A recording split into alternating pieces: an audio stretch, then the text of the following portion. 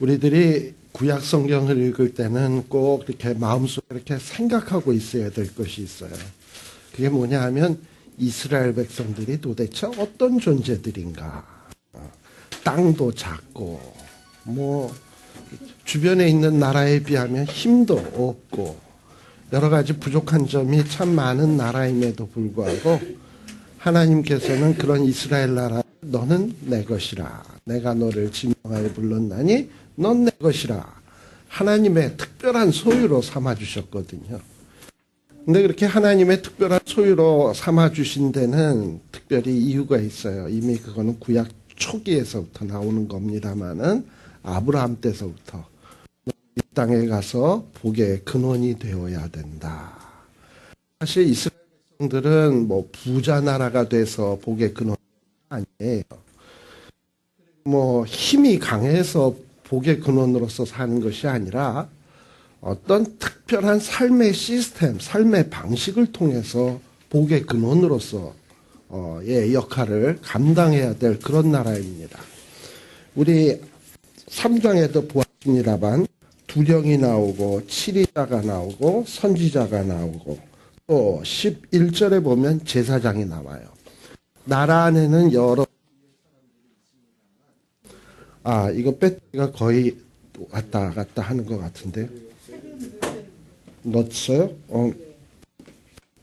가보죠 뭐. 네. 아무튼 여러 부류의 사람이 있습니다만 이들의 이 각기 역할의 목적은 동일하다고 볼 수 있습니다. 뭐냐?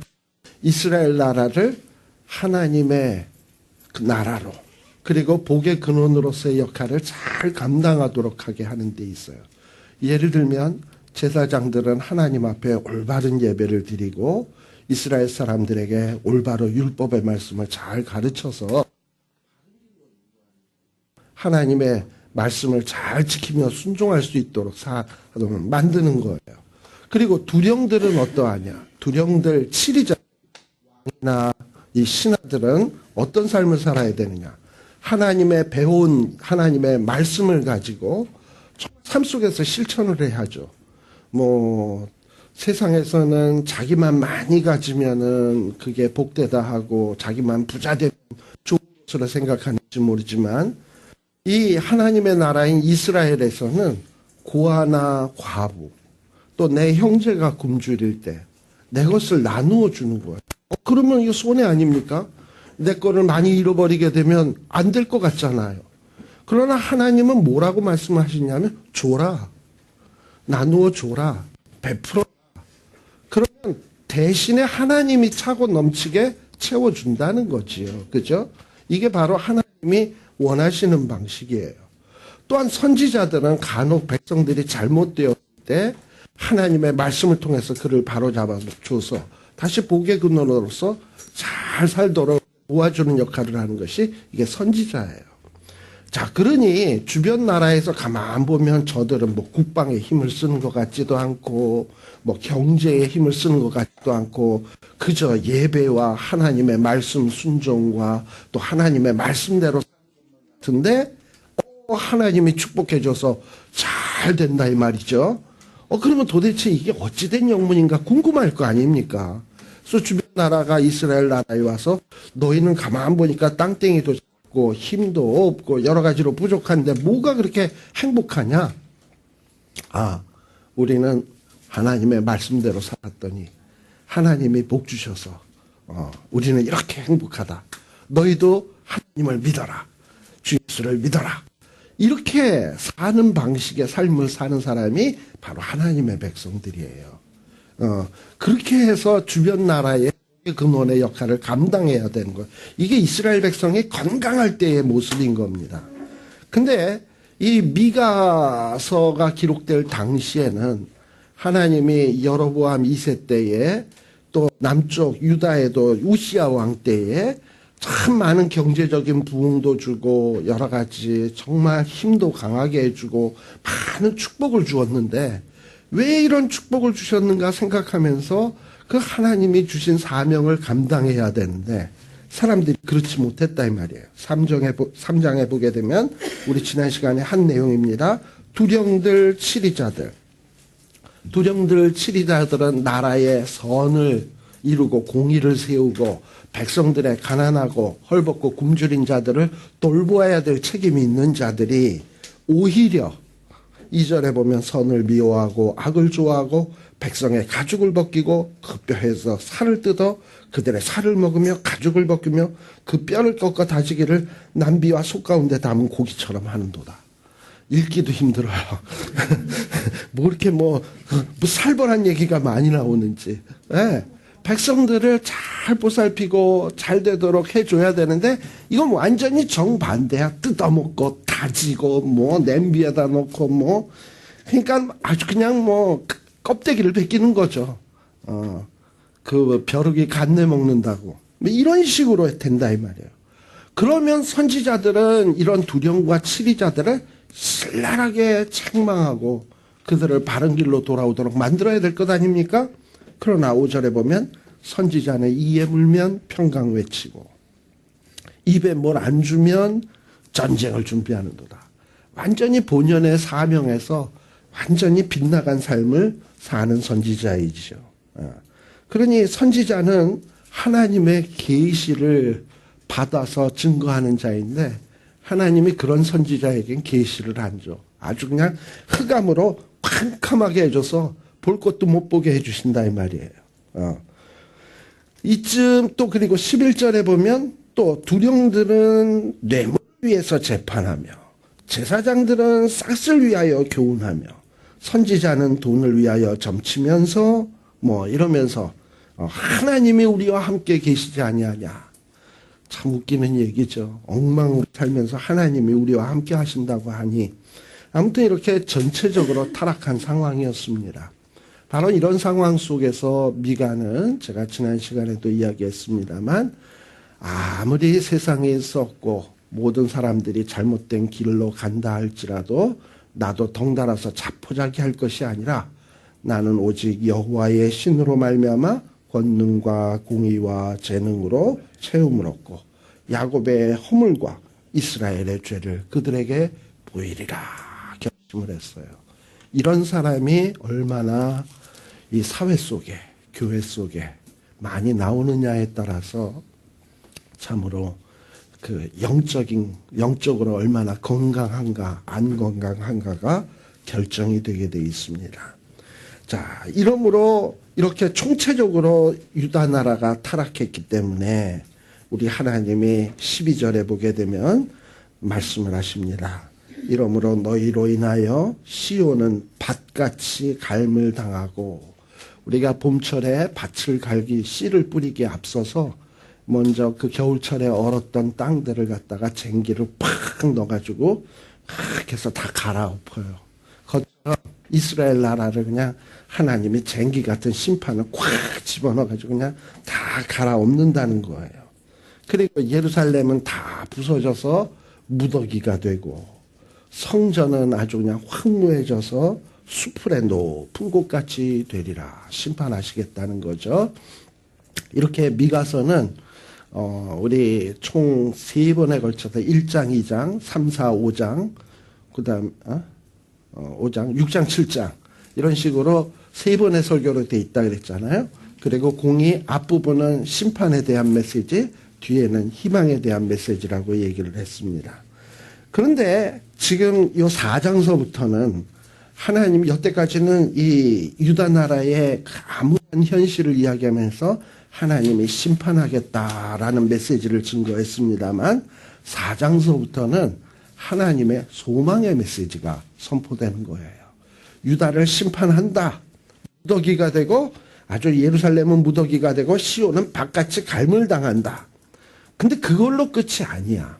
하나님은 어떤 말씀을 하시냐면 말일이라고 하면은 우리 여태까지 뭐 선지서에서 여러 가지 봤습니다만 여호와의 날, 그날 뭐 이런 것들이 다 뭐냐면 하나님이 마지막에 심판하시는 그날이에요. 근데 미가는 지금 이거를 뭐라고 표현하고 있냐면 말일이라는 표현을 하고 있습니다. 말일에 이르러서는 여호와의 전에 산들의 꼭대기 위에 굳게 서겠다. 작은 산들 위에 뛰어나겠다. 민족들이 그리로 몰려갈 것이라. 사실 이스라엘 주변에 있는 나라들이 훨씬 더 이스라엘보다 강해요. 아수르도 그렇고 애굽도 그렇고 정말 큰 산과 같은 나라들이 있어요. 그거에 비하면 이스라엘 나라는 조그만 나라고 별거 없는 그런 나라예요. 그리고 이스라엘의 신전인 예루살렘 성전, 아수르의 신전에 비하면 정말 보잘것이 없어요. 그런데 하나님은 뭐라고 말씀하시냐? 말일에 이르러서는 그렇게 작고 다른 우상 신전보다 별 볼 일 없어 보이지만 이 신전이 갑자기 산들의 꼭대기에 굳게 딱 서고 작은 산들이 그쪽으로 쫙 그 작은 산들보다 뛰어나게 높이 서고 민족들이 그 별 볼 일 없었던 그 예루살렘 성전에서 나올 메시아를 중심으로 쫙 몰려드는 이런 일들이 생겨난다는 거예요. 2절에도 보면 많은 이방이 가면서 이르기를 오라 우리가 여호와의 산에 올라가서 야곱의 하나님의 전에 이르자 하면서 이 하나님의 성전으로 모여든다는 겁니다. 근데 이게 과연 예루살렘 성전을 얘기하는 걸까요? 지금 이 예루살렘 성전은 하나의 장차올 영적인 하나님의 성전을 얘기하는 걸까요? 영적인 하나님의 성전이에요. 어떻게 보면 교회예요. 그리스도로 말미암아 세워질 하나님의 진정한 성전. 우리 신약 성경에서도 우리 예수님이 오셔서 그 당시에 있었던 성전을 딱 바라보시면서 그때 예수님이 이 공생의 기간 중에요. 이 헤롯이 유대인들의 환심을 사기 위해서 아주 성전을 화려하게 짓고 있었습니다. 아주 대단하게 짓고 있었어요. 막 한 30년 넘게 지금 한 40년에 걸쳐서 그 성전을 지을 정도였으니까 얼마나 대단하게 지었는지 몰라요. 그러다 보니까 유대인들은 그 성전이 너무 아름답고 좋으니까 그 성전을 굉장히 많이 사랑했습니다. 유대인들. 그런데 예수님이 느닷없이 그 성전을 가리키면서 이 성전을 뭐 해라? 헐라. 무슨 이런 청천벽력 같은 얘기 아닙니까? 자기네들이 그토록 귀하게 여기는 이 성전을 헐어버려라. 이건 그야말로 신성모독인 거지. 그런데다가 예수님이 뭐라 그랬냐면 내가 며칠 만에 사흘 만에 다시 세우리라 라고 했어요. 근데 뭐 예수님이 진짜 그 말 유대인들이 망치와 도끼 들고 가서 성전 헐었습니까? 그러면 예수님은 거짓말한 겁니까? 그렇게 안 했으면? 결국은 예수님이 어떻게 하셨죠? 십자가에 못 박혀 죽으셨고 사흘 만에 부활하셨잖아요. 그렇게 해서 세워진 것이 뭐냐면 영적인 성전 교회거든. 그래서 지금 여기에서 말하면은 말일에 이르러서 뭔가 이렇게 회복되는 어떤 하나님의 성전, 하나님의 나라는 육적인 이스라엘 나라가 아니고 예수 그리스도의 그 십자가의 죽음과 부활로 말미암아 이루어질 영적인 교회를 얘기하는 거예요. 바로 이런 영적인 교회가 딱 이루어지게 되니까 어떻게 됩니까? 많은 이방인들이 교회로 몰려오고 있잖아요. 지금 유대인들은 예수님 잘 안 믿어도 뭐 한국 사람들도 예수님 잘 믿고 미국에도 신자들 많고 많은 나라들이 지금 주 앞에 몰려오고 있잖아요. 미가는 지금 이걸 바라보고 있는 거예요. 많은 사람들이 많은 이방 사람들이 하나님 앞으로 오게 되는 일들이 나온다. 그리고 율법이 시온에서부터 나오고 여호와의 말씀이 예루살렘으로부터 나올 것이다. 그리고 또 어떤 일들이 벌어지느냐. 그가 많은 민족 중에서 심판하시며 먼 것 강한 이방을 판결하시리니 그동안에 하나님의 백성들을 괴롭혔던 자들을 하나님이 심판하시고 하나님을 믿지 아니하고 반역한 자들을 판결하시고 그리고 이 땅 위에 이 지구 위에 진정한 평화의 나라를 이루실 거예요. 그래서 주님을 보통 우리가 평강의 왕, 평화의 왕이라고 얘기하잖아요. 3절에 보면 무리가 쳐서 칼을 보습으로 만들고 이런 표현은 이사야서에서도 나오는 거 아시죠? 예. 어린아이가 이리와 함께 넣고 어린아이가 독사의 굴에 손을 넣어도 상치 아니하고 막 이런 일들이 나는데 정말 평화의 나라, 악이 없는 나라, 칼을 쳐서 보습을 만들고 창을 쳐서 낫을 만들며 이 나라와 저 나라가 다시는 칼을 들고 서로 치지 아니하며 다시는 전생을 연습지 아니하며 각 사람이 포도나무 아래와 자기 무화과 나무 아래 앉을 것이다 라는 거예요. 특히 이스라엘 사람들에게 있어서 포도나무 아래, 무화과 나무 아래 앉는 것, 이것은 참 축복의 표현으로 사용되던 아주 관용어입니다. 우리 한국 사람들은 우리 아버님이 옛날에 저희 아버님이 어렸을 때 이 가난한 시절을 살아서 그런지 뭐라 그러냐면 흰밥에 고깃국 먹는 날이 그날이 생일날이다. 뭐 이러고 얘기를 그냥 종종 하셨어요. 흰밥에 고깃국 먹으면 그게 그냥 최고. 거기에다가 뭐 장조림 같은 거 있으면 이건 뭐 그냥 껍벅 가는 거고. 뭐 이렇게 얘기를 하셨는데, 그러니까 잘 사는 거 하면은 그때는 흰밥에 고깃국. 나쁜 것만 골라 먹었죠. 흰밥에 고기에 그랬는데 그게 잘 사는 거의 상징이었어. 그러니 뭐 요즘 세상에 흰밥에 고깃국 먹으면 잘 산다 그러면 사람들 웃잖아요. 그런데 지금 여기 성경에서는 무화과 나무 아래, 포도나무 아래 앉는 게 뭐 이렇게 대단한 거라고 이렇게 자꾸 반복되나. 왜 그러냐 하면은 이렇게 무화과 나무나 포도나무를 열심히 농사를 져서 지어놓으면 꼭 추수 때가 되면 주변에 있는 암몬이나 아람이나 뭐 에돔이나 이런 나라들이 쫙 쳐들어와 가지고요. 다 뜯어가 버려.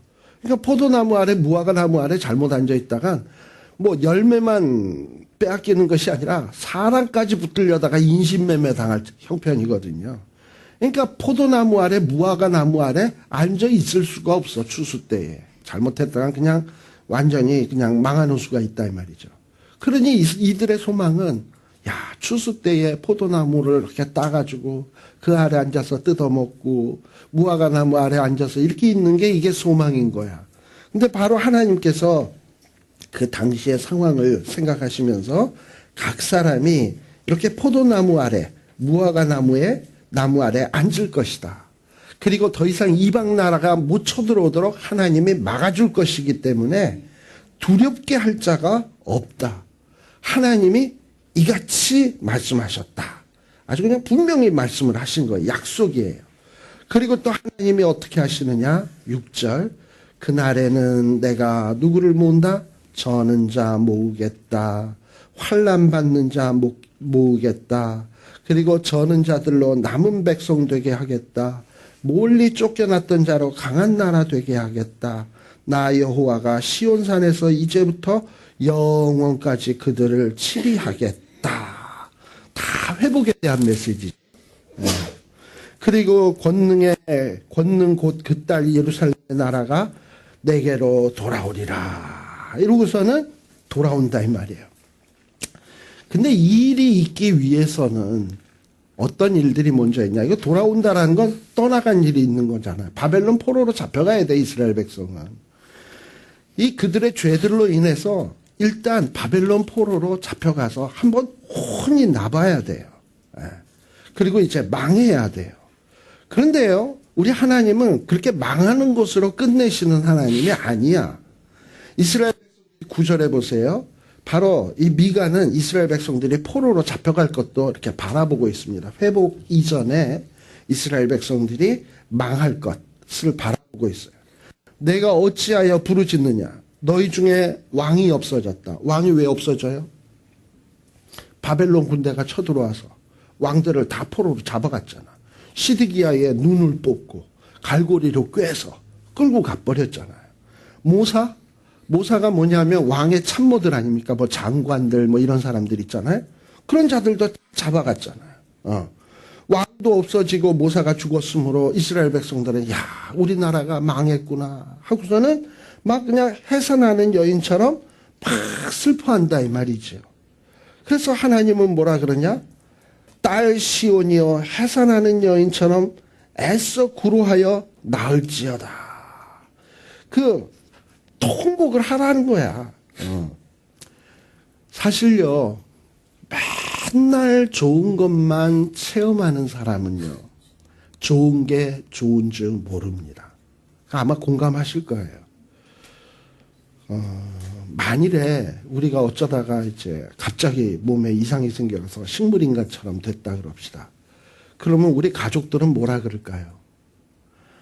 아유, 정신만이라도 돌아오게 해주시면, 정신만이라도 돌아오게 해주시면, 그러면은 뭐 정말 주를 위해서 충성하겠나이다 뭐 이러고서는 그냥 그 식물인간처럼 된 사람 정신 차리게 해달라고 기도하잖아, 간절히. 근데 평소에 정신 멀쩡하게 지낼 때는 이게 얼마나 감사한 거고 고마운 건지를 사람들이 모르고 지내거든요.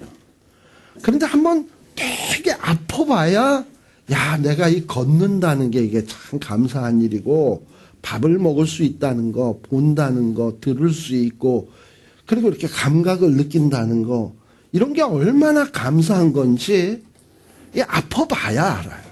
그러니까 이스라엘 백성들도 하나님이 이렇게 우시야 왕 때 번영도 주시고 다 좋은 거 줬는데, 하나님이 우리에게 이런 은혜를 주시다니 참 감사하다. 우리가 어찌 살아야 마땅한가? 어떻게 해야 하나님 은혜에 보답할까? 이런 걸 좀 생각해야 되는데 맨날 좋은 것만 체험하니까 그게 좋은 줄 모르고 은혜가 은혜인 줄을 모르는 거야. 그러니 왕과 두령들은 참 있는 것들이 더하다고, 자기네들이 충분히 가졌음에도 불구하고 또 가난한 자, 힘없는 자들을 빼앗고, 선지자들과 제사장들은 자기네들의 사명이 있는데 그 사명 잊어먹고 이에 물면 평강 외치고 더 가지려고 이런 짓거리나 하고, 이런 식으로 되니 하나님이 이렇게 보시면 어떻게 합니까? 니들은 망해봐야 정신 차리겠구나 라고 얘기하시는 거예요. 망해봐야. 왜냐? 그런 자에게는 망하는 것도 축복이에요. 우리가 알다시피 히브리서 12장에 보게 되면 하나님이 사랑하는 자가 계속해서 잘못된 길로 가는데 징계치 않고 채찍질 않으면 그건 뭐다? 버린 자요 사생자라고 얘기했어요. 그러니 하나님이 이스라엘을 그렇게 특별히 택한 백성이고 너는 내 것이라 내가 너를 지명하여 불렀는데 엉망진창으로 사는데 그냥 내버려 둔다? 그러면 그건 심각한 거예요. 하나님은 당연히 그들을 심판해야 돼요. 때려야 돼요. 징계해야 돼요. 우리 호세아서에서도 보았습니다만 거친 들로 데리고 가야 되지. 아골골짜기로 거기에 데리고 가야 되지.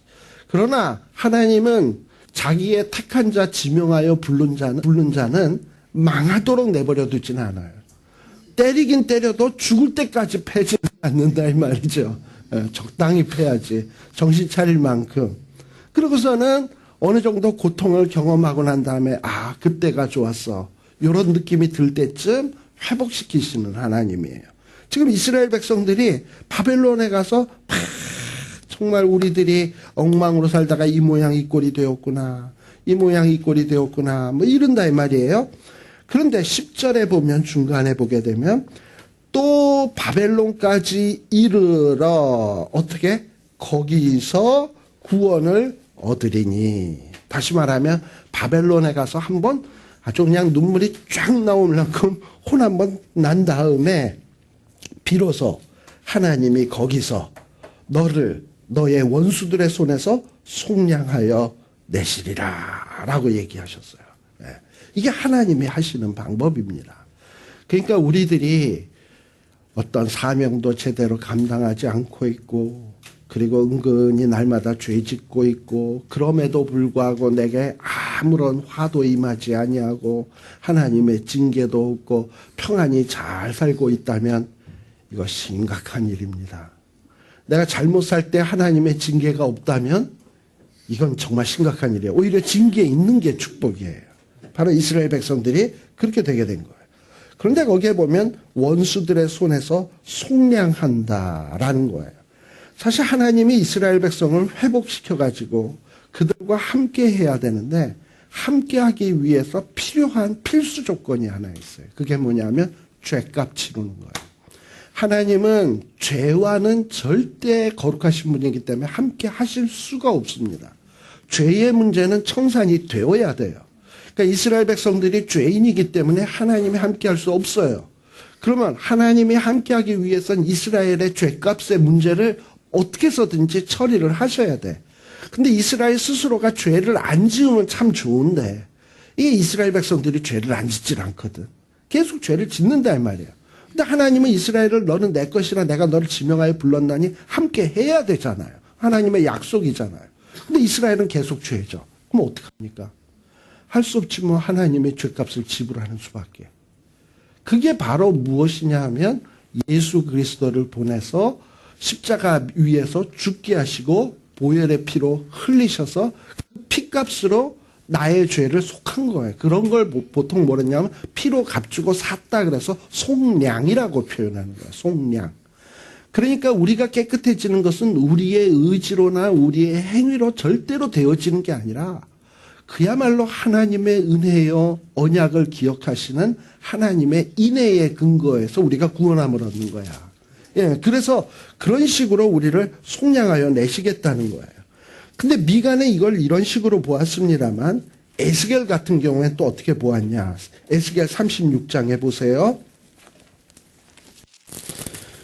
자, 미가는 이렇게 우리가 바벨론 포로로 있다가 이제 말일에 이르러서 뭔가 회복이 있을 것인데 하나님이 우리를 속량할 것이다 라는 생각을 했어요. 그런데 에스겔 36장 24절에 보면 거기에 보면 23절부터 보십시다. 열국 가운데서 더럽힘을 받은 이름 곧 너희가. 지금 이스라엘 백성들이 어떻게 됐어요? 아주 더러워졌어요. 이방 나라에게 짓밟히게 되었어요. 그들 중에서 더럽힌 나의 큰 이름을 내가 거룩하게 할지라. 이스라엘 백성들이 망하고 나니까 주변에 있는 나라들이 뭐라 그러냐면 뭐 이스라엘이 믿는 하나님 뭐 대단한 줄 알았더니 뭐 별거 아니네. 아수리 신한테도 깨지고 바벨론 신한테도 깨지고 뭐 이리저리 이 나라 저 나라 사람들에게 짓밟히네. 하나님은 별 볼 일 없네. 뭐 이러고서 사람들이 비웃을 거 아닙니까? 그러니까 하나님이 이걸 견딜 수 있어요? 아니지. 그래서 하나님이 내가 이 더럽혀진 나의 큰 이름을 내가 거룩하게 다시금 만들 거다. 내가 그들의 목전에서 너희로 인하여 나의 거룩함을 나타낼 거다. 지금 이스라엘 때문에 하나님의 이름이 더럽혀졌어요. 그런데 하나님이 다시금 어떻게 하냐? 너희로 인해서 내가 거룩해질 거다라고 얘기를 하는 거예요. 그리고 열국 사람이 나를 여호와인 줄 알게 되는데 그 일을 하기 위해서 하나님이 하실 일이 뭐냐? 첫 번째, 이스라엘을 바벨론 포로에서 해방시키는 일이야. 24절이죠. 내가 너희를 열국 중에서 취하여 내고 열국 중에서 모아 데리고 어디로 가겠다? 고토, 예루살렘으로 다시 돌아오게 되고. 그리고 그 다음에 하나님이 하시는 일이 뭐냐면 25절부터인데 이거는 아마 이스라엘이 회복된 다음에 한참 세월이 흐른 후 예수님의 십자가의 사건으로 말미암아 이루어질 일입니다. 예수 그리스도의 죽음으로 말미암아 우리의 죄의 문제가 해결이 되는데 어떻게 해결되느냐? 예수 그리스도로 말미암아 맑은 물로 우리를 뿌려서 우리 스스로는 전혀 정결해질 수가 없으니까 하나님이 우리를 예수 그리스도의 보혈의 피와 같은 맑은 물로 우리를 뿌려서 우리를 정결케 하고 우리를 더러운 것에서 우상 섬김에서 우리를 정결케 하시고 그리고 우리 힘으로는 도저히 의를 행할 능력이 안 되니까 하나님이 26절에 보면 뭘 또 줘요? 우리 속에 새 영을 줘. 그게 뭐야? 오순절 성령이지. 성령님을 우리에게 부어주셔서 그냥 우리를 변화시키겠다는 거야. 그리고 또 뭘 줘요? 새 마음을 주고 육신에서 굳은 마음을 제하고 부드러운 마음을 줄 것이며 또 자기의 신을 우리 속에 두어서 우리로 율례를 행하게 하리니 라고 돼 있어요. 그렇게 해서 비로소 28절에 너희는 내 백성 되고 나는 너희 하나님이 되겠다라고 이렇게 약속하고 있는 거예요. 이게 하나님의 계획이에요. 그래서 이스라엘 백성들을 하나님이 이렇게 바벨론에 잡혀간다 할지라도 거기서 구원해내겠다. 또 그러기 위해서는 하나님이 값주고 사겠다, 속량하겠다라고 말씀을 하십니다. 자, 그리고 그 11절에 보면 많은 이방들은요, 이스라엘 나라를 끊임없이 괴롭혀요. 그리고 이스라엘을 더럽혀요. 그리고 이스라엘이 더러워지는 것을 보기를 원해요. 그러나 하나님의 뜻은 그렇습니까? 이스라엘 백성들로 인해서 하나님의 이름이 거룩함이 드러나기를 원하시는 하나님이시거든. 그러니 12절에 보면 이방 사람들은 하나님의 뜻이 뭔지를 몰라. 하나님의 모략이 알지도 못하고 그리고 곡식단을 타작마당에 모음같이 그들을 모으셔서 어떻게 하시냐. 시온, 이스라엘 백성들을 일으켜가지고 맨날 두들겨 맞던 자들을 일으켜가지고 쟤네들 쳐라라는 거예요. 만일에 어디 동네에 나가서 좀 큰 애한테 매를 맞았어. 그랬는데 내가 나가서 그걸 봤어요. 그러면은 어떻게 합니까? 큰 애를 딱 데리고 와가지고 너가 얘 때렸어?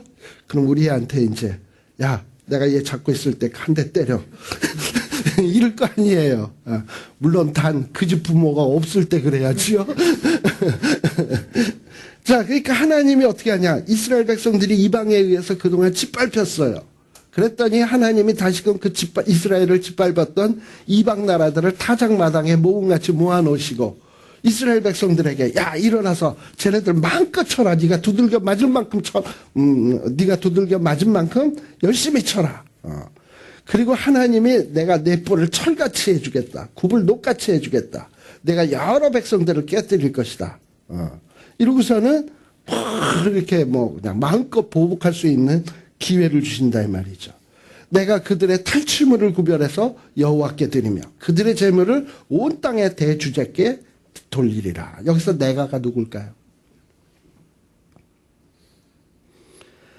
지금 이런 이스라엘이 회복될 수 있도록 만들기 위해서 꼭 있어야 될 분이 있었어요. 그게 누구냐면 예수 그리스도예요. 왜냐하면 인간이 스스로는 죄의 문제를 해결할 길이 없어요. 이 속량시키는 데 있어서 주된 역할을 하신 분이 누구냐면 예수님이에요. 근데 여기 보면 13절에 그 중간에 보는 내가를 잘 보세요. 내가도 이거 보통 인물 아니죠. 내가 그들의 탈취물을 구별하겠다. 근데 이 내가가 누구께 드려요? 구별해서 여호와께 드려요. 그러면 이 내가가 누굽니까? 딸 시온이여 일어나서 칠지어다. 내가 내 뿔을 철같게 하며. 여기 보면 내가는 분명히 저건 아니잖아. 이스라엘은 아니잖아. 딸 시온이여 일어나서 칠지어다. 내가 내 뿔. 내가는 분명히 다른 존재고 내는 시온이잖아. 그러니까 내가는 이거 지금 이상한 존재거든요. 그죠? 하나님도 아니고 이스라엘 백성도 아니고. 그러니까 하나님과 이스라엘 백성 속에 중가운데서 역할을 하는 그분이야. 근데 이분이 여러 나라를 깨뜨려서 부실 수 있도록 다 해주겠다 그러고 그분이 그들의 탈취물을 구별해서 이스라엘 백성을 대표해서 누구께 나아가? 여호와께 나아가서 드리며 그들의 재물을 온 땅의 대주제께 돌려요. 그리고 딸 군대여 너희는 때를 모을지어다.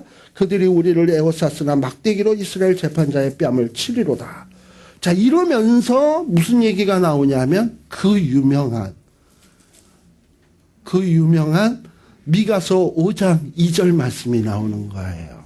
자, 그러니까 여기서 앞에서 그 원수들을 무너뜨릴 수 있는 그 주인공이 누구냐면 예수 그리스도거든. 그러니까 미가는 벌써 이스라엘 나라가 회복되기 위해선 반드시 그 메시아가 와야 된다. 그리고 그분이 와서 속량하는 일이 있어야 된다. 그리고 그가 와서 우리 이 하나님의 나라의 군대 장관이 되고 이스라엘 백성들은 그 밑에 십자가 군병되어서 막 나아가야 된다라는 걸 바라보고 있는 거예요. 그리고 우리의 대장 예수님이 나가서 앞서 싸워서 막 승리하시고 저들 가서 두들겨 이러면은 우리들은 와 가서 두들기면 되고 그리고 탈취물들을 걷어서 하나님 앞에 예수님이 대표해서 나가고 우리는 하나님 앞에 찬양 돌리고 이걸 벌써 미가는 바라보고 있는 거예요. 이걸 바라다 보니까 5장 2절이 나오는 거예요. 베들레헴 에브라다야. 이 베들레헴 에브라다는 아주 자그마한 동네입니다. 보잘것없는 동네예요. 그런데 너는 유다 족속 중에 작을지라도 이스라엘을 다스릴 자가 네게서 네게로 다시 말하면 에브라다에서 하나님께로 나오게 될 것이고 그의 근본은 뭐다? 상고의 태초에니라 라고 얘기를 하잖아요. 그래서 베들레헴 에브라다에서 태어나는 사람이 누굽니까? 예수님이에요. 예. 특별히 베들레헴 에브라다라는 얘기는 어디서부터 나오는 거냐 하면 구약 성경 한번 가봅니다. 룻기 한번 가봅시다. 룻기. 왜 갑자기 룻기?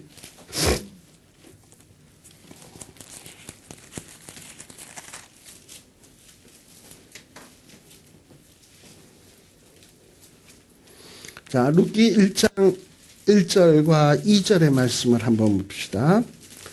사사들이 치리하던 땅에 그 땅에 흉년이 드니라. 룻기 몇 페이지냐면 401페이지. 사사시대 때에 흉년이 들었어요. 근데 유다 베들레헴의 한 사람이 그 아내와 두 아들을 데리고 모압 지방에 가서 우거하였는데 이스라엘 땅에서 살 수 없어가지고 모압으로 이민 갔어요. 근데 이 이민 간 사람이 누구냐? 2절에 보면 그 사람의 이름은 엘리멜렉이요. 그 아내의 이름은 누구요? 나오미요. 그 두 아들의 이름은 말론과 기련이니 그 다음에 다 같이 유다 베들레헴 에브랏 사람들이더라. 거기에 보면 유다 베들레헴 여기는 글자가 뭐라고 되냐면 미가서에서는 에브라다야로 되어 있습니다만 여기서는 뭐라고 되어 있냐면 에브랏이라고 되어 있죠.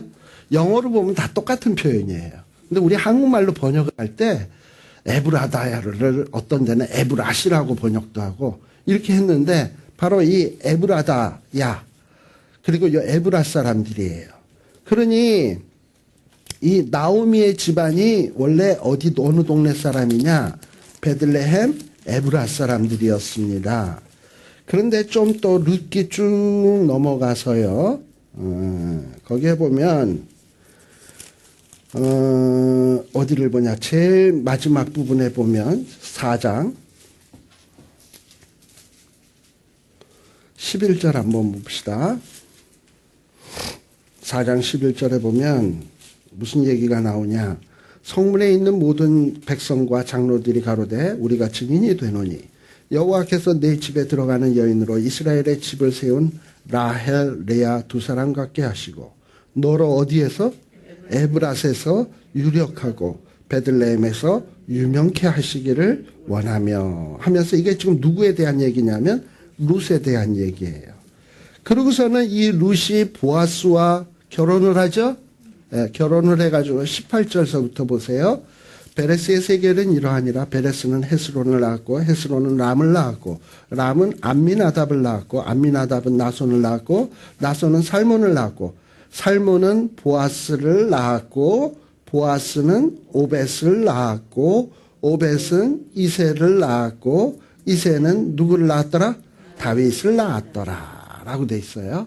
그러니까 베들레헴 에브랏은 누구의 출생지냐면 예수님과도 관련이 되지만 앞서는 다윗 그리고 그것보다 더 앞서는 보아스 그것보다 더 앞서서는 누구냐면 나오미의 가정 나오미의 가정을 통해서 그 계보를 이렇게 해서 결국은 누가 나왔냐 그쪽에서 예수 그리스도가 나오게 된 거예요.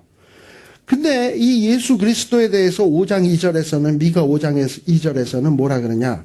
그의 근본은 어떻다? 상고의 태초에니라. 여러분들이 요한복음 공부하셨죠? 요한복음 1장 1절 태초에 말씀이 계시니라. 그 말씀이 누구예요? 예수님. 그러니 그 예수님은 언제부터 계신 분이냐? 태초에 상고에 계신 분이야. 그 근본이. 그러니까 이거나 요한복음 1장이나 이게 일치하는 거잖아요. 바로 이렇게 해서 이 이스라엘의 회복은 누구로 말미암아 이루어지냐? 바로 이 예수 그리스도 말미암아 이루어지는 거예요. 그러니 우리의 구원도 역시 마찬가지입니다. 사실 우리는 하나님의 심판받아 마땅할 죄인들이에요. 우리는 죽어야 돼요. 죄의 삭은 사망이에요. 우리는 한 번 죽을 수밖에 없어요.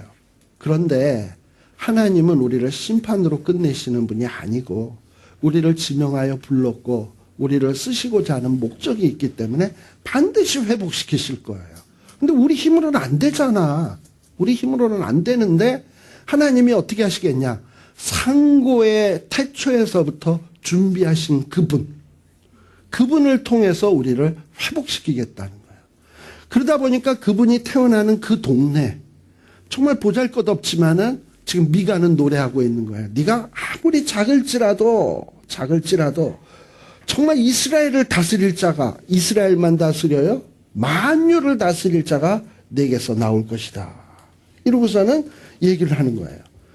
그래서 그렇지만은 언제나 그 일이 이루어지기 위해서는 이스라엘 백성들에게 이루어지기 위해서는 얼마 동안 시간이 필요해. 그러므로 임산한 여인이 해산하기까지 그들을 붙여두시겠고 임신한 여인이 임신했다고 그 다음날 탁 애 낳아요?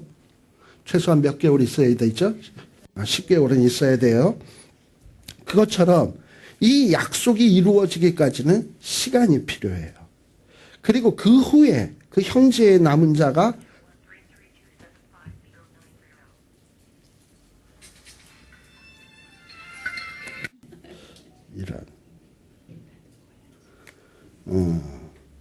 이스라엘의 남은 자가 이스라엘 자손에게 돌아오리라. 시간이 지나면 하나님이 회복시키겠다는 거예요.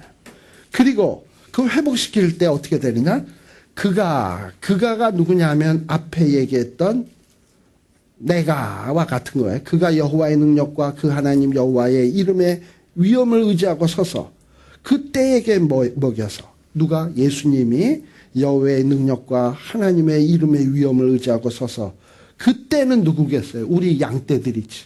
양떼들에게 먹여서 그들로 어떻게 해요? 안연히 거하게 할 것이며 또 그가 창대하여 땅끝까지 이르게 되리라.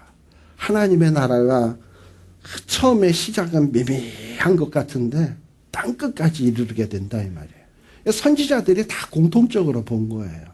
우리가 다니엘서에 보게 되면 큰 신상이 있는데 다니엘서 2장에 보면 큰 신상이 있는데 어떤 조그마한 뜨인 돌이 하나 땅 뜨이더니 가서 큰 신상을 가서 땅 때리니까 와르르르르르 무서지고 다 티끌이 되어서 바람에 휘 날아가 버렸는데 그런데 갑자기 이 작은 돌은 갑자기 커지더니 태산이 된다 이 말이죠. 바로 그것이 무엇이냐? 그 바벨론 신상에서 말하는 머리는 금이요 뭐 이렇게 쭉 돼 있는 게 뭡니까? 뭐 아수르, 바벨론, 헬라, 그리스 정말 기라성 같은 세계의 열강들 아닙니까? 그러나 그 열강들이 어떤 그리스도의 나라에 의해서 일순간에 파괴가 되어지면서 정말 보잘것없이 시작되었던 하나님의 나라가 태산을 이루고 그리고 작은 산들이 그 솟아난 그 산 위로 다 모여들고 민족들이 모여들고 이렇게 되게 된다 이 말이에요. 사실 예수 믿는 사람들이 지금 세상적 시각에서 보면은 뭐 그렇게 대단하지 않아요. 뭐 예수 믿는 사람들 중에 세계 최고 갑분 누구 있습니까? 뭐 과거에는 록펠러라는 사람이 좀 있었어요. 그렇지만은 요즘은 록펠러보다도 훨씬 돈 많이 버는 사람 많이 있잖아요. 근데 뭐 난 빌 게이츠가 신앙인이다라는 얘기 들어본 적이 없어요. 그리고 무슨 뭐 워렌 버핏 뭐 이런 사람들도 뭐 신자란 얘기 들어본 적 없고 뭐 신자 중에서 뭐 이렇게 돈 많아서 잘 나가는 사람 뭐 이렇게 손꼽을 수 있는 것 같지가 않아. 뭐 기껏 해봐야 뭐 한국에서 잘 나가는 신자 하면은 뭐 이랜드 사장 뭐 그렇지만 그거는 뭐 또 순위를 보면 한 20위 30위 저 뒤에 가야 찾아볼 수 있는 거고. 그러니 사실 신자는 세상에서 볼 때 그렇게 남보다 화려하거나 잘나지 않아요. 그러나 언제 그 진가가 드러나냐? 주님이 오셔서 큰 능력으로 위엄으로 서서 그리고 우리들을 먹이고 우리를 이렇게 할 때 우리들의 진가가 갑자기 확 드러나게 돼 있습니다. 그래서 미련한 자를 들어서 지혜로운 자를 부끄럽게 하시고 약한 자를 들어서 강한 자를 부끄럽게 하시는 하나님이시거든. 그러니 우리는 지금 약하고 미련하니까 우리는 나중에 강한 자들과 또 잘난 자들을 다 부끄럽게 할 사람들이야. 누구를 의지해서? 예수님을 의지해서. 5절에 보세요. 이 사람은 바로 이 사람이 누구냐? 예수 그리스도. 우리의 평강이 될 것이다. 평강이 될 것이다. 하면서 뭔가 예수님으로 말미암아 회복될 어떤 놀라운 구원을 지금 보여주고 있습니다. 또 보세요. 6절에도 보면 그들이 칼로 아수르 땅을 황무케 하며 니무롯의 땅의 어기를 황무케 하리라. 아수르의 사람이 우리 땅에 들어와서 우리의 지경을 밟을 때에는 누가? 그가 우리를 그에게서 건져내리라. 바로 우리가 원수들에게 짓밟힐 당할 것 같은 그때에 그가 쫙 나타나서 우리를 구원해 주신다 이 말이야. 그리고 또 어떠하냐? 7절. 야곱의 남은 자는 많은 백성 중에 있으리니 그들은 여호와에게서 내리는 이슬 같고 풀이에 내리는 달 단비 같아서. 이게 얼마나 다 이 축복된 이미지들입니까? 이런 식으로 우리 하나님이 우리를 회복시키시겠다라는 메시지가 지금 이 미가서 이 5장에는 줄줄이 나와 있어요. 이런 놀라운 회복을 우리에게 이루어 주실 것입니다. 자, 그리고 또 어떠하냐? 자, 8절에 보면 우리가 지금은 연약하고 보잘것없지만은요, 정말 하나님의 말씀을 의지하고 믿음 생활 잘해서 끝까지 남는 자들이 되게 되면 열국 중과 여러 백성 중에 우리가 있게 되는데, 그들은 수풀의 짐승 중에 사자 같고 양떼 중에 젊은 사자 같아서 만일 지나간즉 밟고 찢으리니 능히 구원할 자가 없다. 우리가 마치 뭐와 같이 되느냐 하면 여러 백성들 중에 있어가지고 우리가 젊은 사자 같아가지고 우리가 그들을 심판하는 놀라운 권세를 부여받는다는 거야. 그리고 9절에도 보면 내 손이 내 대적 위에 들려서 내 모든 원수를 진멸하기를 바라노라. 이스라엘이 약한 나라인 것 같지만 그가 오셨을 때, 우리의 주님이 오셨을 때 우리가 세상을 왕노릇하면서 심판하는 그런 역할을 하게 된다는 거예요. 또 보세요. 또 우리 하나님이 또 어떤 일을 벌이시냐. 10절 이하에 보게 되면 그날, 아까 말일, 그날 뭐 다 같은 말입니다. 그날에 하나님이 이제는 뭐를 없애요? 말을 없애. 병거를 없애. 왜 말을 없애고 병거를 없앨까요? 하나님만 의지하게 하기 위해서. 우리가 사사기 11장에도 보면 이 비슷한 얘기가 하나 나오거든요. 잠깐 한번 가보실까요?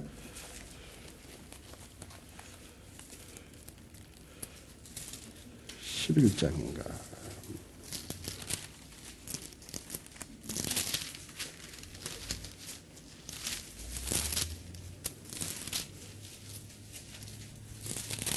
사사기 11장이 아니라 여호수아 11장. 죄송합니다. 말을 잘못했네요. 여호수아 11장.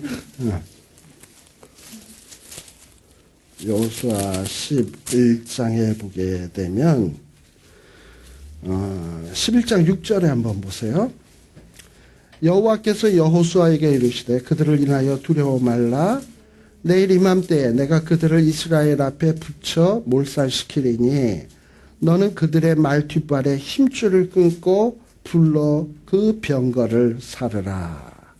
여호수아 11장에는 11장 1절에 보면 하솔 왕 야빈, 그 가나안 땅의 북쪽 지역에 사는 사람들인데요. 이들이 여러 나라들과 연합을 해가지고 지금 이 여호수아의 군대, 이스라엘의 군대를 쳐들어오게 됩니다. 얼마나 많은 사람들이 쳐들어왔냐면 11장 4절에 보면 그 하솔왕 야빈의 군대가 해변에 수다한 모래 같고 말과 병거도 심히 많았대요. 그런데 하나님께서 뭐라고 얘기하시냐? 6절에 보면 두려워 말래요. 왜냐? 하나님이 그 군대를 다 무찔러 주시겠대. 그러면은 그들이 갖고 있던 병거와 그리고 그들이 갖고 있던 말들은 다 누구의 것이 되겠습니까?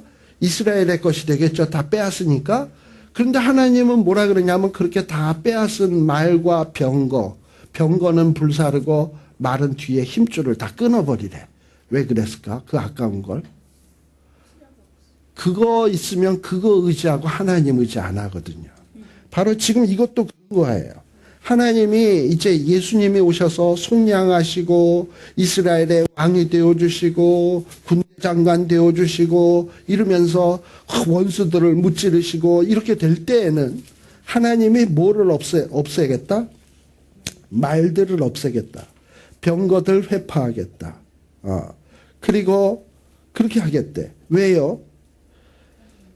하나님만 의지하게 하기 위해서.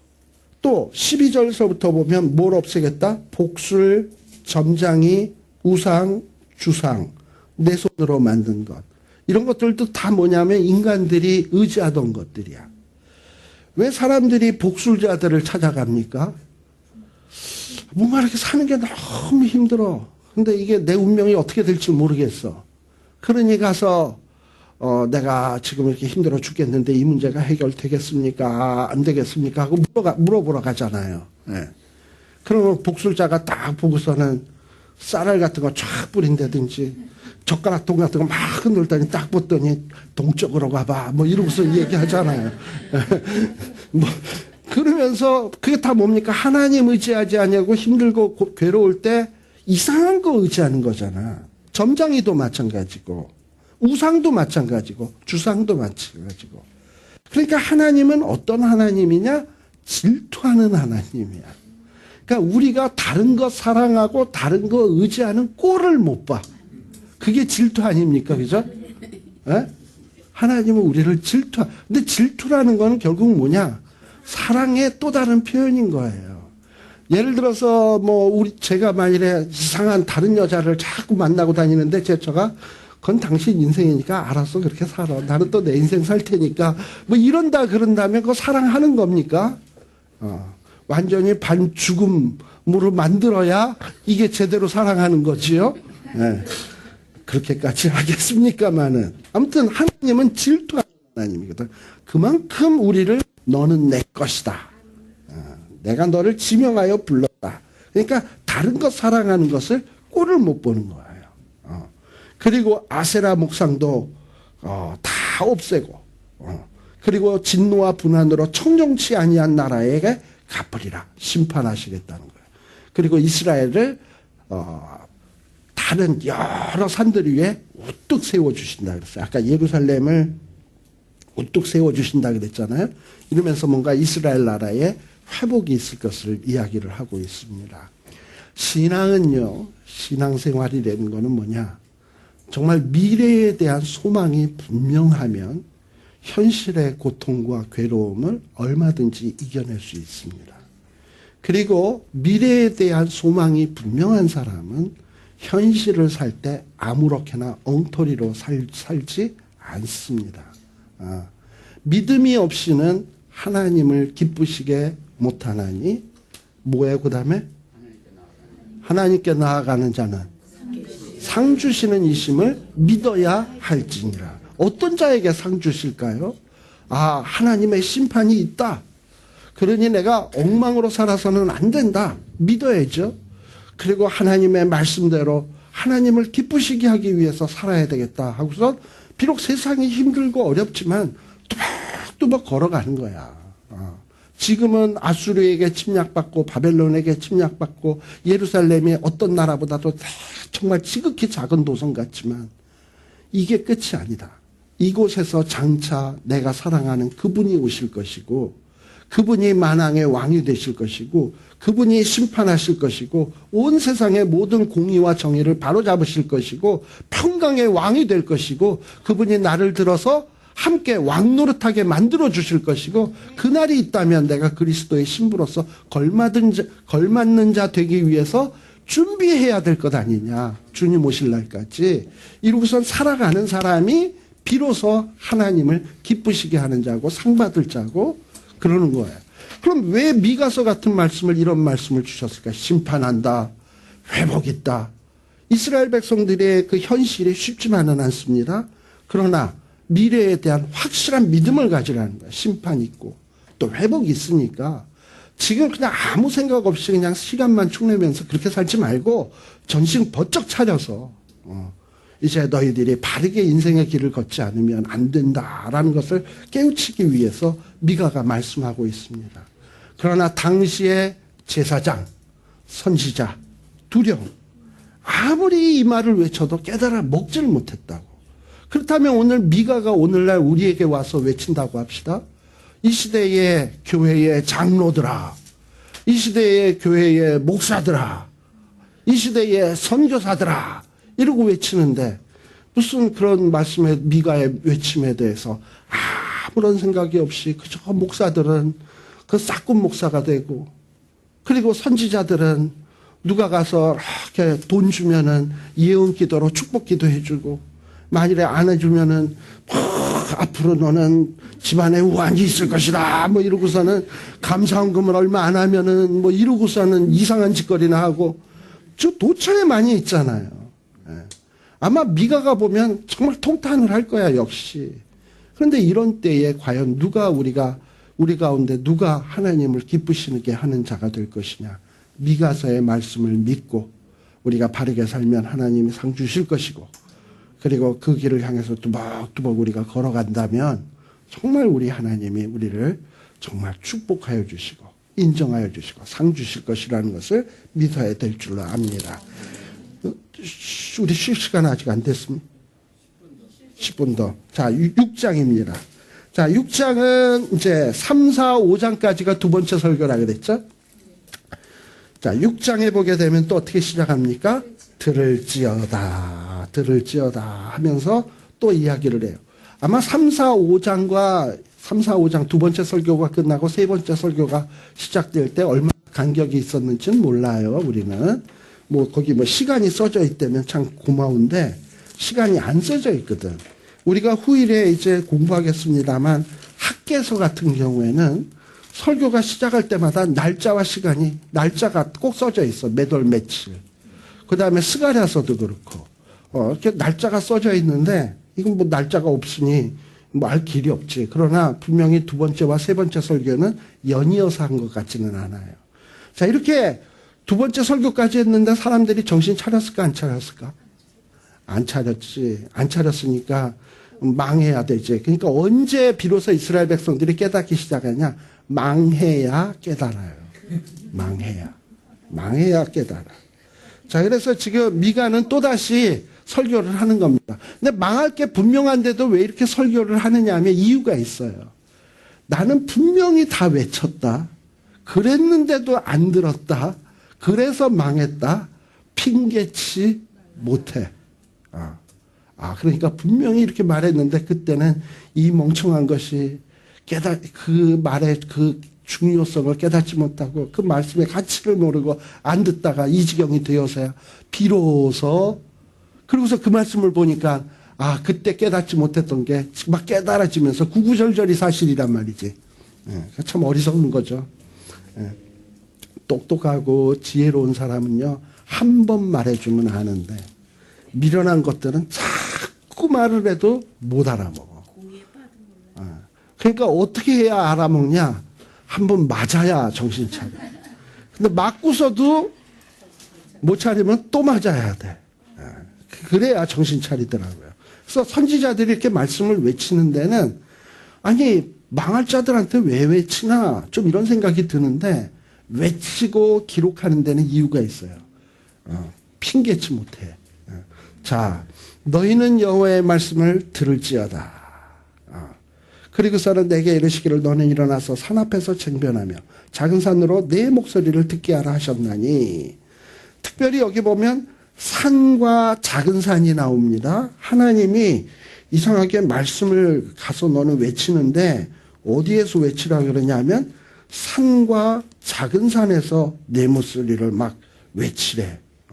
그리고 또 2절에도 보면 산이 나오고 땅이 나오고 막 그래요. 왜 이렇게 갑자기 미가에게 말씀을 외치라 그러면서 산과 땅 이런 것들이 나올까? 신명기는 하나님과 이스라엘 백성의 언약을 맺는 그 성경이 신명기입니다. 이스라엘 백성들이 가나안 땅에 들어가서 어떻게 살아야 될 것인지 그 규정을 쫙 주고, 그리고 이 규정대로 살면 내가 하나님이 신명기 28장에 보면 들어가도 복 받고 나와도 복 받고 떡반죽 그릇이 복 받고 복 받고 쫙 해주잖아. 그런데 네가 만일에 불순종하면 28장 15절서부터 보면 들어가도 벌 받고 나와도 벌 받고 떡반죽 그릇, 이러고서는 이 말씀대로 지켰을 때 주어질 축복을 약속하고 또 지키지 못했을 때 하나님이 어떻게 징계하겠다는 걸 약속을 쫙 해놨어요. 근데 그 약속을 했으면, 누군가 나와 어떤 제3자 갑과 을이 약속을 했으면 보통 중요한 약속인 경우에는 공증을 하죠. 우리 공증 사무실에 가서 그 계약서를 놓고 사무실에서 사인을 하고 공증을 딱 하잖아. 지문까지 딱 찍고. 그건 왜 그래요? 절대 그걸 변개치 못하도록 하기 위해서.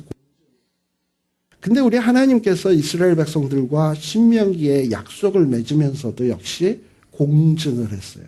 증인을 세웠단 말이에요. 그래서 하나님도 빼도 박도 못하고 이스라엘 백성도 빼도 박도 못하게 증인을 세웠어요. 근데 증인을 어떻게 세웠냐? 우리 신명기 32장, 신명기 32장 다시 가봅시다. 신명기 32장에 보게 되면 그래야 요 산과 땅이라는 표현이 뭔지를 알아요. 신명기 32장 1절에 보면, 자, 31장 30절에서 뭐가 나옵니까? 모세가 이스라엘 총회에게 이 노래의 말씀을 끝까지 읽어 들리니라. 그러니까 뭡니까? 신명기의 말씀들을 끝까지 다 읽어 들린 거예요. 자, 그럼 이거에 대해서 이제 증인이 있어야 돼. 자, 증인은 어떤 사람이 증인이어야 되냐면 이 신명기의 말씀은 계속 영원히 있을 말씀이잖아. 그러면 이 말씀의 증인이 되려면 사람이 신명기처럼 영원히 살아 있어야 되는데 사람 가운데 그렇게 할 수 있는 사람이 있어요, 없어요? 하나님은 할 수 있지. 그러니까 사람 가운데는 그렇게 오랫동안 살 수 있는 사람이 없으니까 사람 가운데서는 증인의 자격이 있는 사람이 없어. 그러니까 대신 누굴 증인 삼냐 하면 하늘, 산, 땅을 증인 삼는 거예요. 물론 요즘은 뭐 이런 말도 있습니다만 10년이면 모두 변해? 상관없고 그렇지만 그래도 제일 오래 가는 게 뭐냐면 하늘이요 땅이거든요. 그래서 하늘이요 귀를 기울이라 내가 말하리라 땅은 내 입의 말을 들을지어다 라고 얘기하는 게 하늘과 땅이 딱 증인이 되는 거예요. 그래서 나중에 우리가 신명기의 말씀을 어겼다든지 혹은 하나님의 계명의 말씀을 어겨서 하나님이 우리를 딱 징계하려고 그러는데 나 그런 거 한 적 없어요 하고 우리가 오리발을 딱 내밀잖아요. 그러면 하늘이 내가 봤지 이런다니까. 그리고 땅이 내가 들었지 이런다니까요. 그러니까 우리는 절대 피할 수가 없어. 우리가 사는 날 동안 하늘과 땅을 피해서 살 수 있는 방법이 있겠습니까? 없지요. 그래서 하나님께서 산과 땅, 이거는 하나님과 인간 사이에 맺은 언약에 대한 증인들입니다. 그래서 다시금 하나님은 이 증인들을 불러내오는 거야. 왜냐? 지금 이스라엘 백성들이 하나님 앞에 범죄했잖아요.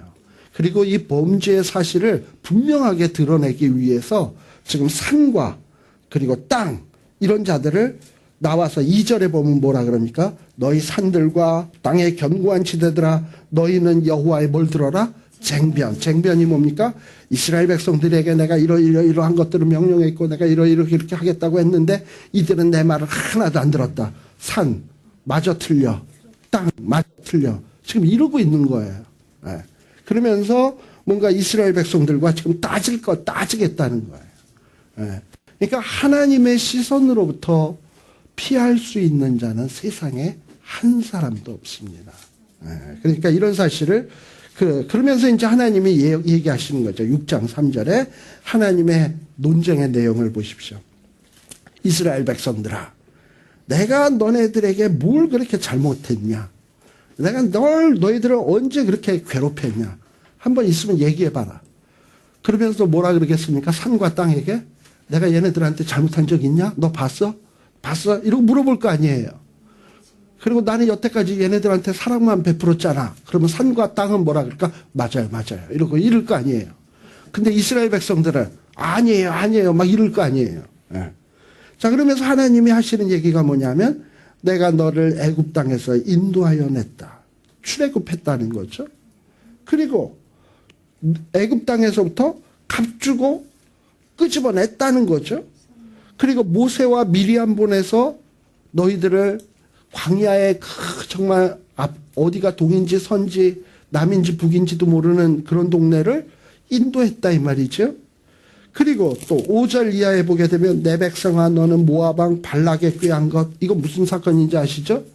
모압왕이 이스라엘 백성들을 멸절시키기 위해서 발람 선지자를 불러다가 저주를 해가지고 이스라엘 백성들을 저주해서 많게 하려고 했는데 하나님의 발람 선지자가 딱 나타나서 너는 가서 허투루 얘기했다면 큰일 날 줄 알아. 내가 시키는 말만 해라 해가지고 발람 선지자가 발락왕이 저주하라 그랬더니 저주는 못하고 3번씩이나 축복만 했잖아요. 이스라엘을.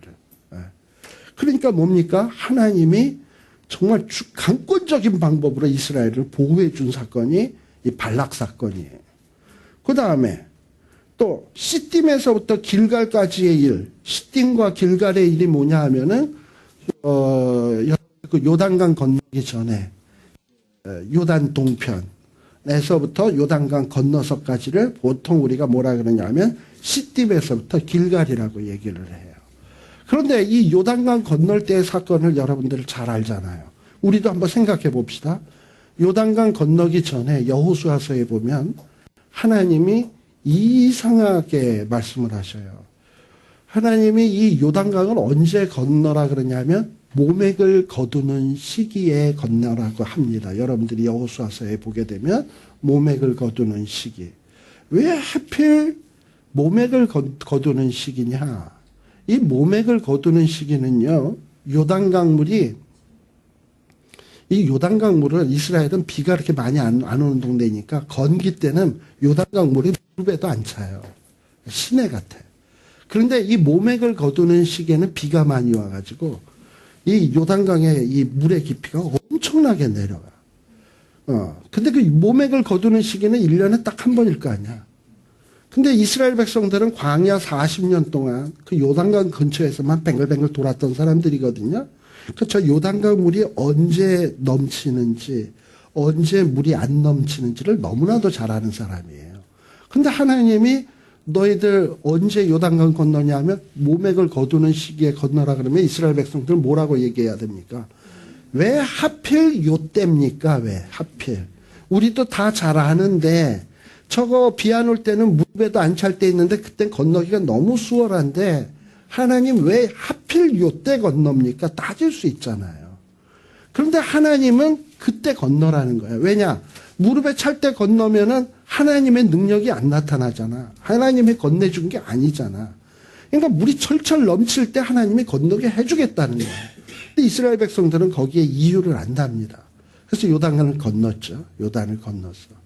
또 요단을 건넌 다음엔 또 어떤 일이 있었냐면 요단강을 등지면 뒤에는 요단강, 앞에는 이제 뭐가 있습니까? 여리고, 아이성, 가나안 백성들이 줄줄이 진치고 있어요. 그런데 갑자기 여호수아서에 보면 무슨 얘기가 나오냐면 하나님이 할례를 행하래요. 자, 여러분들 그 할례를 행한다라는 건 어떤 사건이냐면 우리 디나가 세겜성에 가서 아이 쇼핑하고 다니다가 그만 추장 아들에게 눈에 띄어가지고 불미스러운 일을 당했잖아요. 그랬더니 그 디나의 동복 오빠 레위와 시므온이 우리가 디나를 줄 테니까 단 조건이 있다. 너희들 할례 받아라 해가지고 몽땅 다 할례 받으라 그래가지고 할례 받아서 꼼짝 못해서 의자거리고 아이고 아파 이럴 때 가서 칼로 그냥 쑥쑥쑥 해서 그냥 집단 살인을 벌였던 일이 세겜성에서 있었습니다. 그러니까 남자들이 할례를 받으면 힘을 못 써요. 얼마 동안은. 그런데 뒤에는 요단강, 앞에는 적들, 그 샌드위치로 되어 있는 상황에서 이스라엘 백성들에게 하나님이 할례 받으라라고 명령을 주신 것은 제정신입니까? 제정신 아닙니까? 참 하나님이라 그러니까 참 말하기 곤란하죠? 인간적으로 보면 그건 제정신 아닌 거예요. 그죠? 그러나 그러니까 이스라엘 백성들이 얘기할 수 있겠죠. 하나님, 어떻게 이 상황에 할례를 받습니까? 말도 안 되네요. 이러고 따질 수 있었을 거예요. 근데 할례 받았거든. 그랬는데 가나안 사람이 쳐들어왔어요? 안 쳐들어왔거든. 왜 안 쳐들어왔냐 하면 우리가 물론 이미 여호수아 2장에 나오는 사건입니다만 라합이 이스라엘 백성들에게 정탐꾼들에게 얘기했잖아. 하나님이 우리의 마음을 이미 다 녹이셨다. 그러니까 요담에서 시딤까지의 일이 다 뭐냐면 정말 불가능한 일들을 하나님이 다 작업해 놓았던 것을 너희들 한번 기억해봐라. 니들이 한 거 뭐 있냐. 내가 보호해줬고 지켜줬고 다 해줬는데.